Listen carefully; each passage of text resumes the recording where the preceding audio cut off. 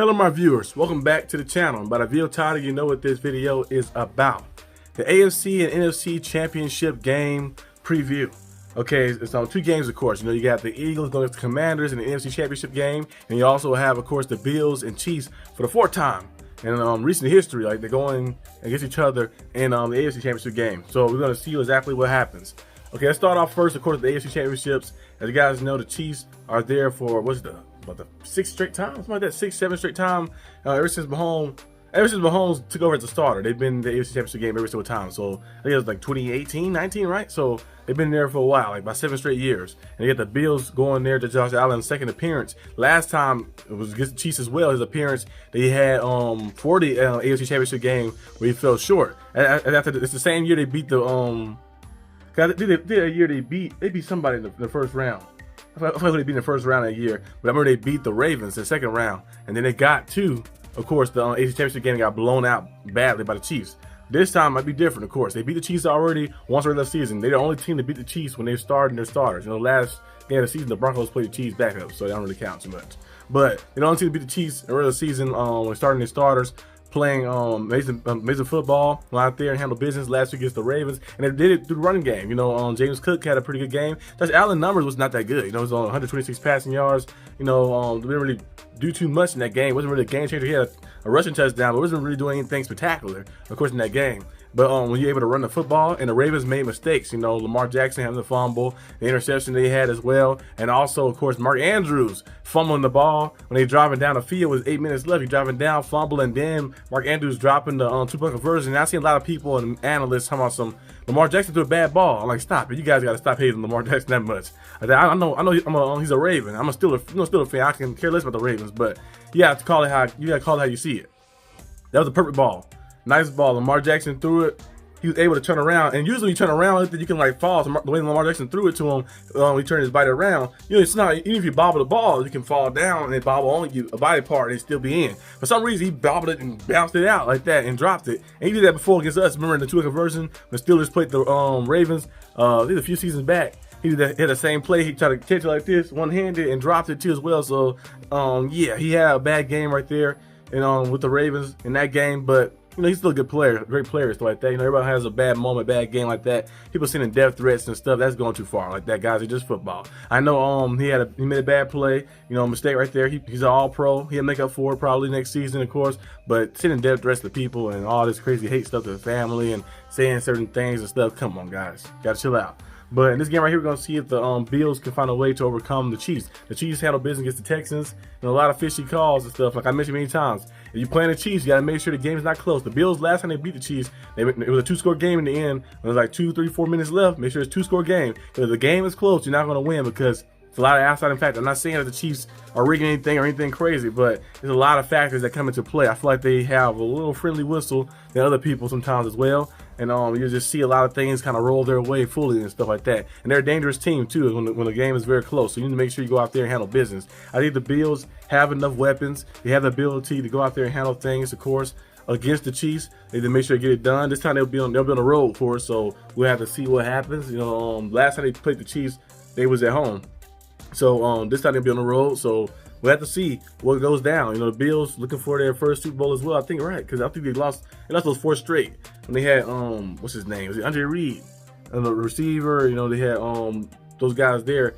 They lost 4. Like you think you'll win one at least, but it was 4 straight losses like that. You think like after the first week, like, okay, maybe we win one, but never got one like that. So the Bill fans are still fiending for that Super Bowl. They're still fiending to get that championship, and they want the championship. So I think they'll be, you know, very loud. They're going to be there. Even though they're on the road, they're going to be there. Of course, turning their team on. And you're going to see, of course, Josh Allen going out there, making plays, James Cooks, all those different guys, individuals going out there making plays like that, try to get the victory and get it done. You know, try to overcome that hump. Like Josh Allen has an amazing record versus Mahomes in the regular season. But in the playoffs, haven't beat him yet. Haven't beat him yet in the playoffs like that. So you got to flip that around a little bit and see what happens. So I'm predicting that the Bills will win this game. I think the score will probably be, I'm going to say Bills win 31-23. 31-23. And come down to the wire. Come down to the Bills defense getting the stop and leading them to the Super Bowl. And then on the other side, NFC Championship game, versus the Eagles versus the Commanders. Gonna be a nice game too as well. Commanders, Jaden Daniels pulling off a Big Ben. Big Ben, remember he won those 15 games. He got to the AFC Championship game. We got blown out by the Patriots. Now Jaden Daniels got opportunity, of course, got his team to the championship game as well. Can get over that hump and be the first rookie quarterback to start the Super Bowl. Or if you win a Super Bowl, imagine that. That'd be very crazy and very interesting as well. So I think Jaden Daniels and the Commanders going to put up a good fight, but I think the Eagles got a lot of firepower. Saquon Barkley can run that football well, and the Eagles, people keep talking about Jalen Hurts. He's not that good, and like saying he's going to be the one that their downfall. Jalen Hurts is a good player, and you don't have to throw the ball a lot of times, especially when you're running back. Saquon Barkley is running like that and doing that over and over and over and over, and the home run hits many times. So you can't stop me from running the ball, so keep handing it off to him. Keep running the ball like that and letting Saquon Barkley go out there and make big time plays. So I think Barkley going to have a big game, of course. He had a good game twice against Commanders these past 2 times. The last time Commanders played the Eagles, they won. But that's when Jalen Hurts got knocked out from a concussion, in that game as well. And they was whooping their tails badly in that game too. For Jalen Hurts, it was up 14-0, right?